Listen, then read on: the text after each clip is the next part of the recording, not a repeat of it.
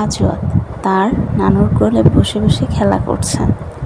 আমার আম্মু ভালোবেসে তার 2 নাতির নাম রেখেছে হাসান আর হোসাইন।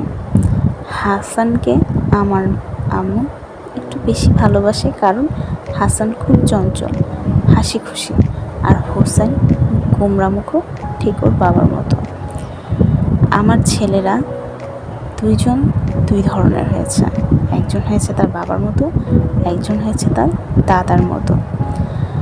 যাদের টুইন বেবি আছে বা ট্রিপল বেবি আছে তারা বুঝতে পারে যে টুইন বেবিদের ক্ষেত্রে একটা কষ্ট হচ্ছে, যে বাবু মায়ের কাছে থাকে তার কোনো কষ্ট থাকে না, কোনো কান্নাকাটি থাকে না, সে খেলাধুলা করে।